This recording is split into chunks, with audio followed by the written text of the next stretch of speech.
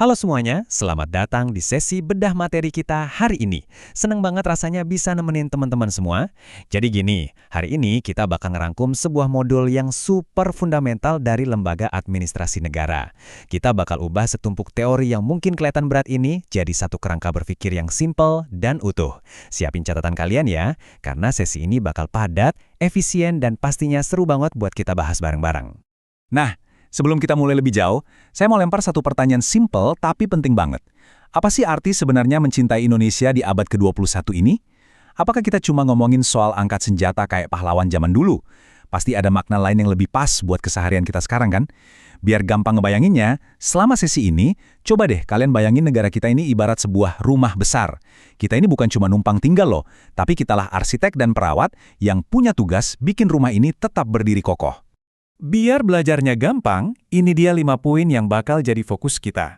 Konsep wawasan kebangsaan, 4 konsensus dasar, ancaman kontemporer, nilai-nilai bela negara, dan terakhir aktualisasi ASN. Oke, tanpa berlama-lama kita langsung masuk ke bagian pertama, konsep wawasan kebangsaan. Gini ya, kalau kita mau ngebangun dan ngerawat rumah besar Indonesia tadi, hal pertama yang paling kita butuhin itu pasti sebuah cetak biru atau blueprint. Nah, wawasan kebangsaan inilah blueprintnya. Ini tuh cara pandang bangsa kita dalam mengelola kehidupan berbangsa yang akarnya benar-benar kuat dari jati diri dan konstitusi kita. Kebayang nggak sih kalau kita nggak punya cara pandang yang sama, para tukang dan arsiteknya bisa-bisa kerja ke arah yang beda-beda dan akhirnya rumah kita malah runtuh dari dalam. Lanjut ya, kita masuk ke bagian kedua, 4 pilar rumah Indonesia. Fondasi rumah kita ini nggak jatuh gitu aja dari langit loh. Dari sejarah, kita tahu kalau fondasi ini tuh kebangun karena kebesaran hati dan sifat legowo para founding fathers kita yang rela nyingkirin ego demi tegaknya satu rumah bersama. Ada 4 yang utama di sini. Pancasila sebagai landasan ideal, UUD 1945 untuk landasan konstitusional, Negara Kesatuan Republik Indonesia sebagai wadahnya, dan pastinya Bhinneka Tunggal Ika yang jadi perekat keberagaman kita. Teman-teman, tolong ingat 4 hal ini baik-baik ya. Ini benar-benar fondasi absolut yang nggak bisa ditawar lagi.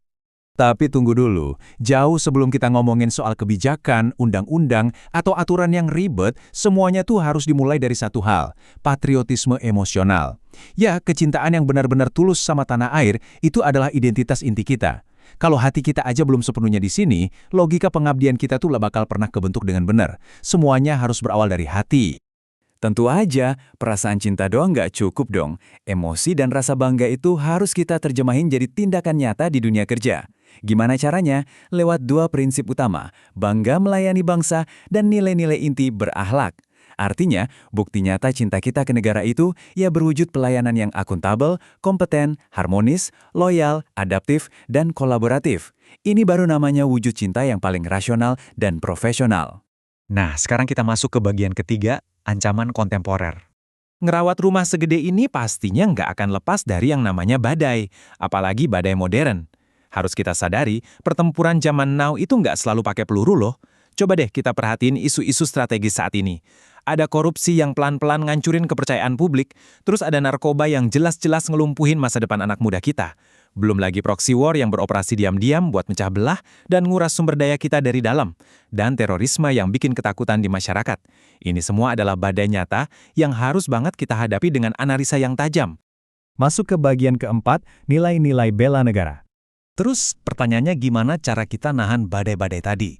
Nah, bela negara di sini tuh bukan berarti kita semua tiba-tiba disuruh wajib militer dan turun ke medan perang ya. Bukan gitu konsepnya. Bela negara itu ibarat pemeliharaan harian. Usaha sadar kita buat mastiin rumah ini nggak bocor dan tetap kokoh. Modul kita merumuskan 5 nilai dasar.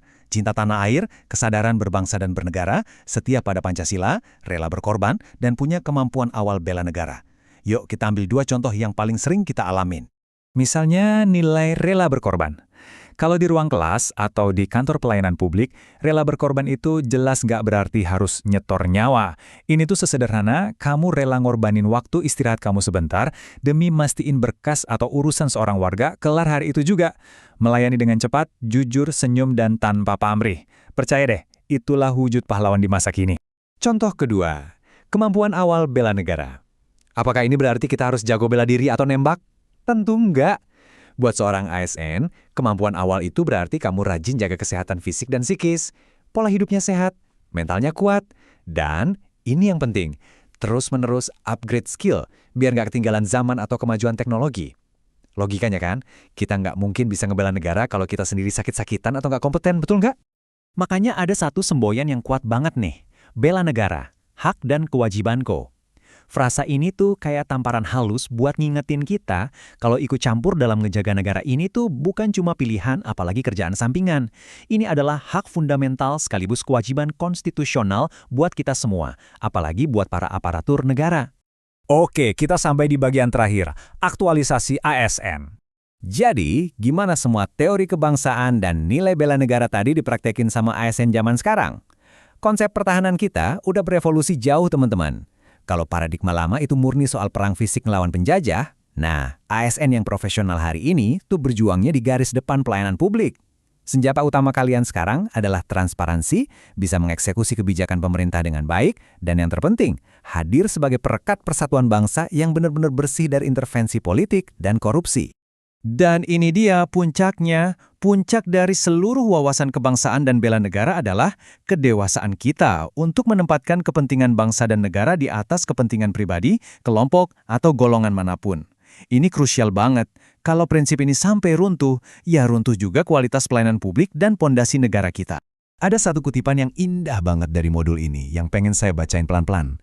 Kenalilah dengan baik hingga Anda tulus mencintainya, maka Anda akan antusias dan ikhlas untuk membela serta mengelolanya. Dalam banget ya, kita tuh nggak bakal bisa sungguh-sungguh ngebela sesuatu yang nggak kita cintai, dan kita nggak mungkin mencintai sesuatu yang nggak kita kenal. Makanya, belajar wawasan kebangsaan kayak gini adalah langkah pertama kita buat benar-benar mengenal Indonesia. Nah, sesi kita hari ini saya tutup dengan satu pertanyaan yang bisa kalian bawa pulang buat direnungin. Ingat, kalian ini bukan cuma penonton, tapi kalian adalah arsitek masa depan, para pengelola negara ini.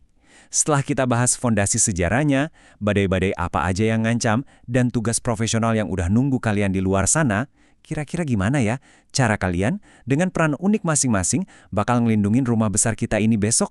Coba deh dipikirin. Jadikan itu bahan bakar semangat kalian buat terus berkarya. Terima kasih udah dengerin, dan sampai jumpa di sesi belajar kita selanjutnya.